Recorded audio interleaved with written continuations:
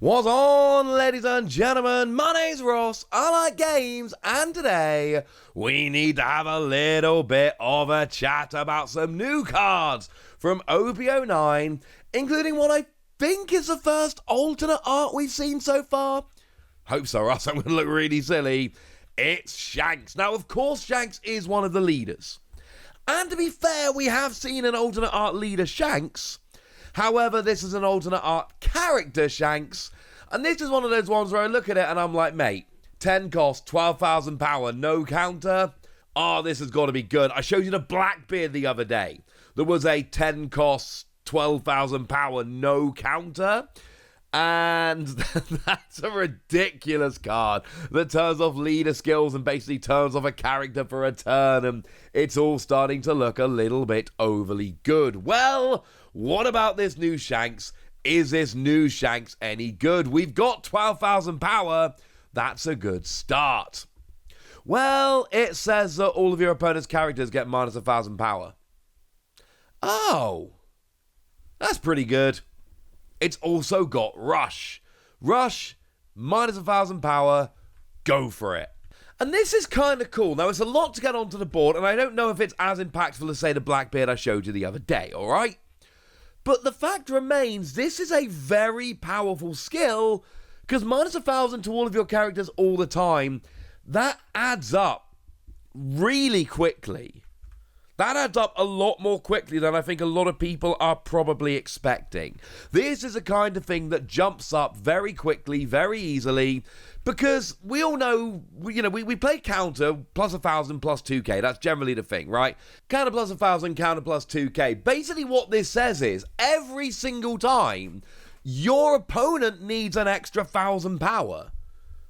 When they want to try and get an attack through to take part of your life, extra 1,000 power. When they want to attack and get through a blocker, extra 1,000 power. Everything they want to do is going to take an extra 1,000 power. And over the course of a game, that is really going to add up.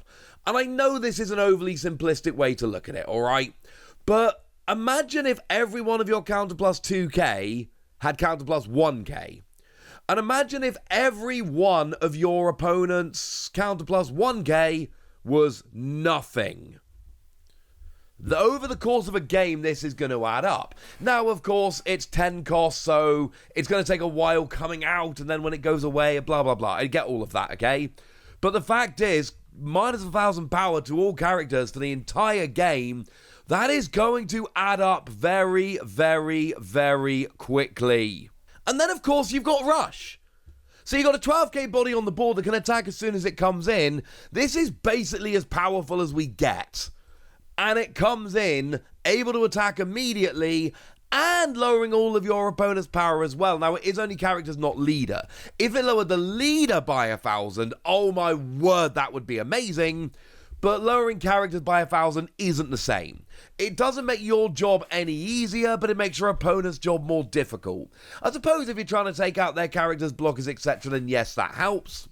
But generally speaking here, it is not unlike giving your leader an extra 1,000.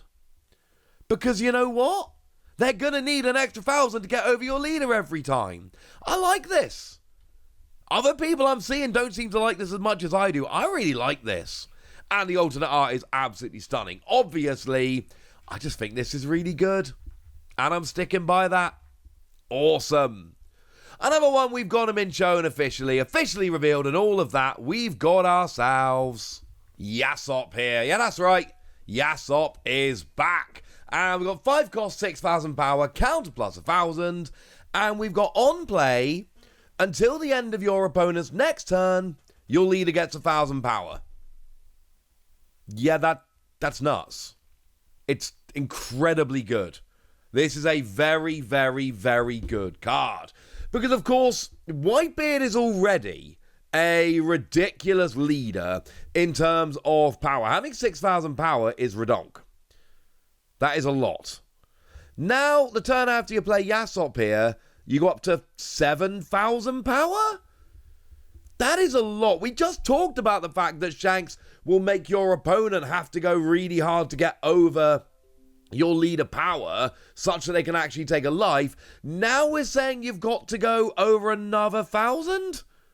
That's absurd. Absolutely absurd. Plus, you got Don X1 when attacking. Up to one of your opponent's characters gets minus 1,000 power this turn, which is nice. The minus power is nice. Mostly here we're going for the it boosts your leader by 1,000. And it lasts for a turn, right? So you got a whole turn here where you get an extra 1,000 power and your opponent's just like, well, now what? What am I supposed to do now? And honestly, you combine this with Shanks, and all of a sudden your opponent has got to do a lot more to actually get over your leader. Now, remember, Shanks' characters only, it won't affect the leader, that's fine. But generally speaking here, we are just making it really difficult for our opponent to actually come and take any life off us between these two characters, and I cannot be the only one that thinks this is actually really, really good. I like everything about this. I love the fact that you're upping your power, and I like the fact that you are lowering one of your opponents as well. And I know Shanks and Yasop here are doing very similar kind of things, and I don't even care, because they're actually working very, very nicely for me.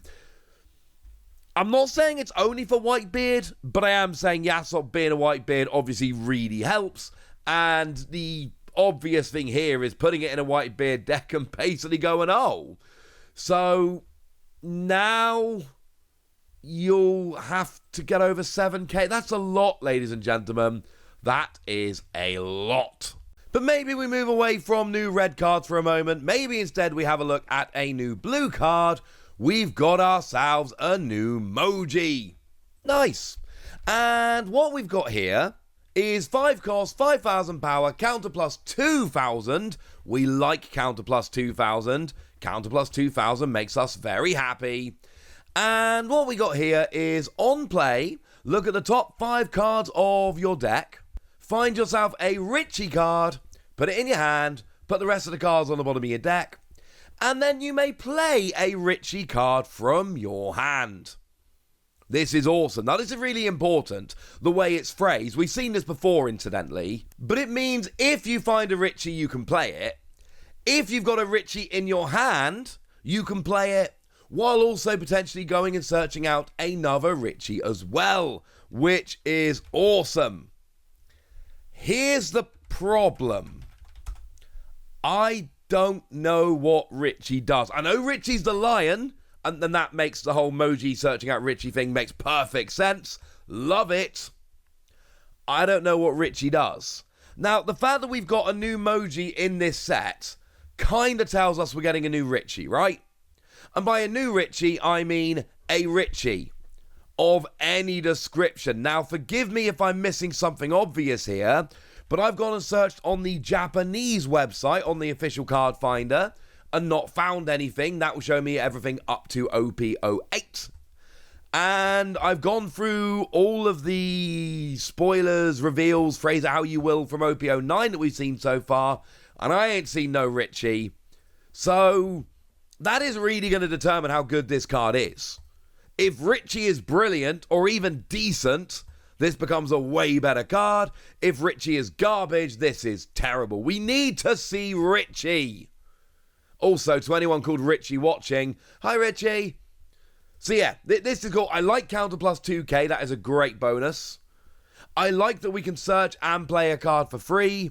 And the chances are this is going to be worth it, just because anytime you get an extra body on the board is good. But we can't make a proper decision about this until we see Richie, so for now, we hold our horses.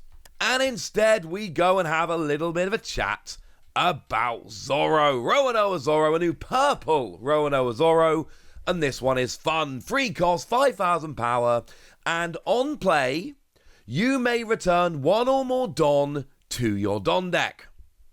And if you do, you put a Don from your Don deck active. Now, straight off the bat, one thing we can say is here, well, hang on a second. What's the point in putting a Don from your field back to your Don deck just to play a Don? That seems dumb. And the answer, of course, is, well, you put a rested Don out and you get an active Don back, so you're essentially just getting a Don. You're essentially a 2 cost at this point. You've got to have 3 Don out, don't get me wrong. You've got to have 3 Don on the field, but then you pay 3, put 1 back, get an active 1 back. Oh, hang on a second. I've now only technically used 2 Don, we're good. But you don't have to put 1 Don back.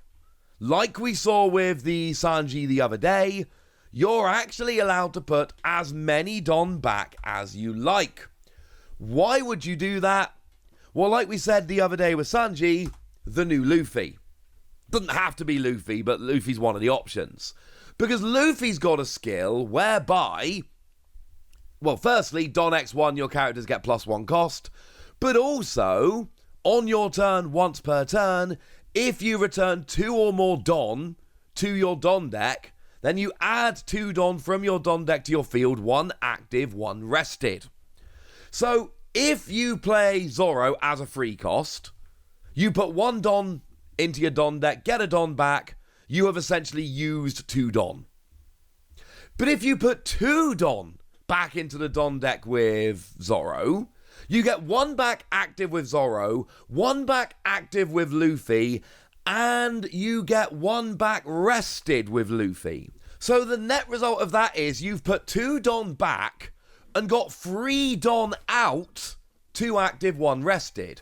So essentially, you only paid 1 to play Zoro, because you've only got 1 rested Don at the end of it, but you've actually got more Don than you started with. You essentially rest a Don and get an extra rested Don. So you don't just rest 1 and get 2 active again, but you actually get an extra Don. You put 2 back, get 3 out, and 2 of them are active, so the net result is you've paid 1 and got an extra rested Don on the field, and that is awesome as a free cost 5,000 power.